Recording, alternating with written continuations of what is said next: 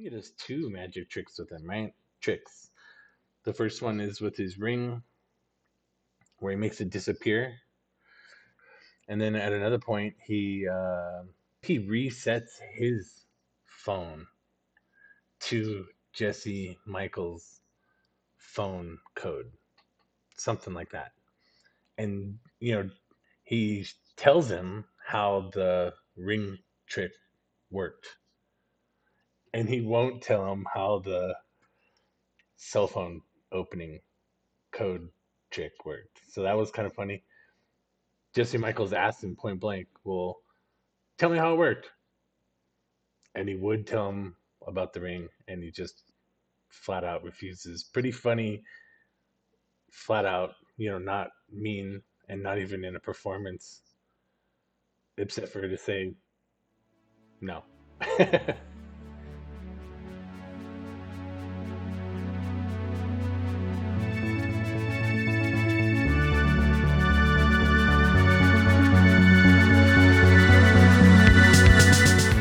Make sure to like the video, subscribe to the channel, come find us on x.com/shotgunmine. Do all the things. Go do them right now. Area52, Jesse Michels, UAP Gerb, the SDM files, episode 10. He's like, it was very scary. And then so they radioed out to Team 1, and they were like, hey, Team 1. And they're like, the door's closing. He goes, hold on. And all of a sudden the door started opening, and he goes, you clear? And they go, yeah. So he knew they had the bodies. Whoa. So he's not sure if whether it was like he said maybe it was like a remote control, or these beings were alive, and did that under duress or something. You just keep adding to your tool belt all these method building practices. And so when you're observing things in the natural world that might not have anything to do with magic, you're automatically relating it back to some psychology or something else. And so naturally with UFO stuff, I think it's just a big puzzle. It's like a big magic trick. Yep. And I'm like, well, what's the mechanism? It's almost the ultimate puzzle. I personally do believe that 1947 Roswell, New Mexico, some sort of non-human intelligence craft crashed. I think this is the nexus of reverse engineering programs, possibly Magenta Italy earlier, but maybe the program wasn't so condensed and compartmentalized and efficient then. But I think Roswell is one of the largest incidents in UFO history. And I think Haut is one of the best whistleblowers and people to discuss his experience with this, with Blanchard, with General Ramey, because as everybody knows, General Ramey, the man who needed to kill the Roswell story, is also the same general who gave the press release with General Samford in 1952 following the UFOs over Washington, D.C. Chris Ramsay and Jesse Michels here interviewing each other. Pow pow. So that's fun. Pretty much, I really think that anything that goes on kind of at Area 52 has been pretty good. It's been pretty entertaining.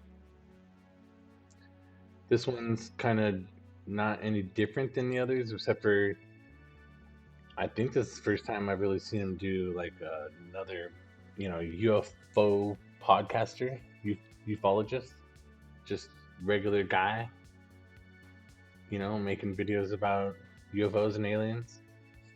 I guess this episode is really about Jesse Michels is an experiencer. He's got 3 UFO sightings under his belt.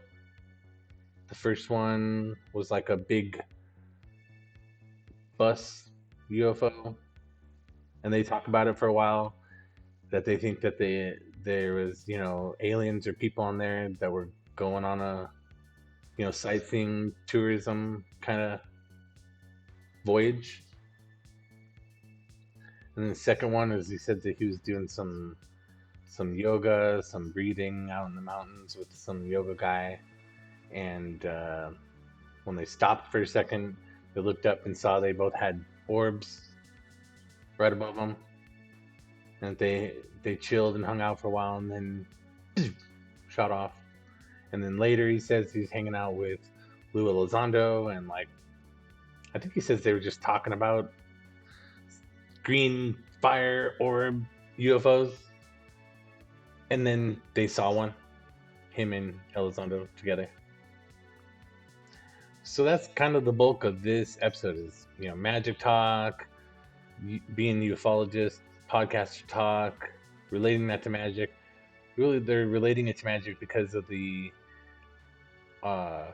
multiple vectors of illusion from both sides, the ufology people and the government, the conspiracy, the cover-up. So it's fun. It's 2 hours. They're UFO bros talking about UFOs and aliens. And then here they are again doing the same thing on Jesse's show. I don't love all of the Jesse Michel shows. It's not my favorite thing to watch. I kind of watch it in like batches. I think I said that before. And sometimes it seems like his guests don't like love him either, so he doesn't do. And I don't think we really see these guys have the same guests either, which I think is good. So, they're talking to each other, talk about, since this is Chris Ramsay being interviewed, his interview is about magic, remote viewing, and now all the things that he's been doing to research ufology and the psyops in ufology. In both interviews, they talk about the 4chan whistleblower for some time. And basically, he more or less had kind of said,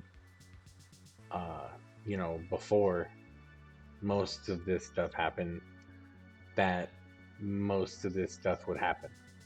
So, ufology stuff. Basically, the whistleblowers coming out, the UFO hearings, etc., were all kind of predicted by 4chan whistleblower before they happened, for the most part. And it was fiction, right? It was funny fiction. It was fun fan fiction, ufology fan fiction, that he's been reading through on his channel. And it's fun. It's fun to, even like he says, suspend disbelief and just go along with the story. And that's, like I said, that's another 2 hours of basically Chris Ramsay goodness. I'm not sure I'm a Jesse Michels fan, but I'm definitely, Chris Ramsay fan.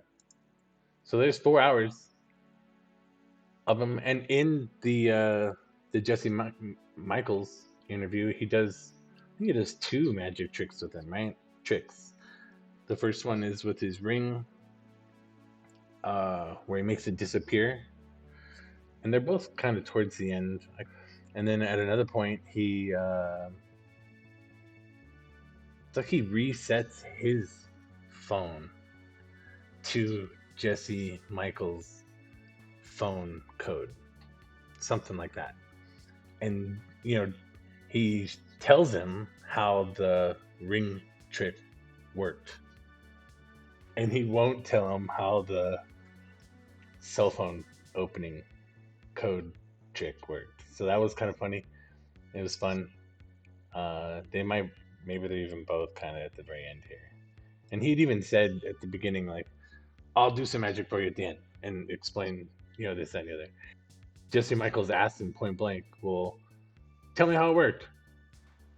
And he would tell him about the ring, and he just flat out refuses. Pretty funny, flat out, not mean, and not even in a performance, except for to say no.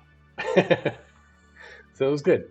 Even, you don't have to be a big fan of magic to get some magic entertainment from Chris Ramsay while he's doing UFOs and Aliens with his pal, Jesse Michels. UAP Gerb, UFO Whistleblowers, Volume 1.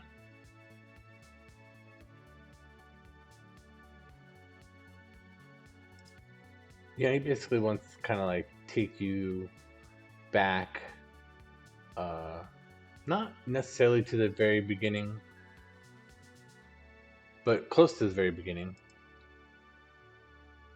with all the whistleblowers that have come out. And so most of the stuff is like 70s onward. Bob Lazar is the 80s. And everything else is kind of after that. There's a little bit before that. He starts the episode off kind of linking everybody to Fravor and Grush, Herrera, Salas, Lazar.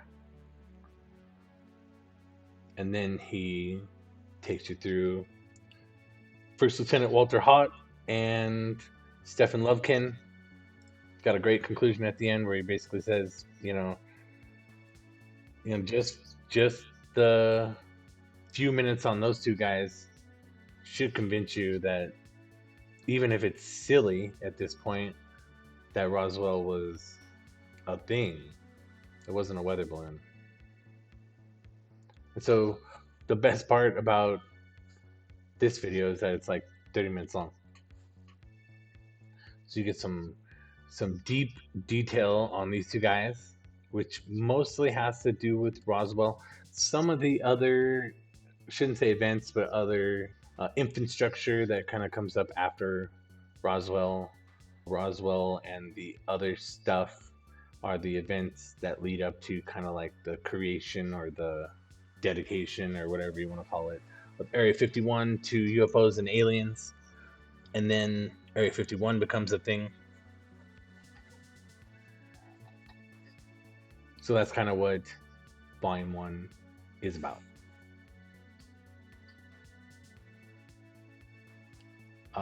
UAP Gerb, as always, is basically fire hose of information. And so 30 minutes of UAP Gerb is worth a couple hours of somebody else's content.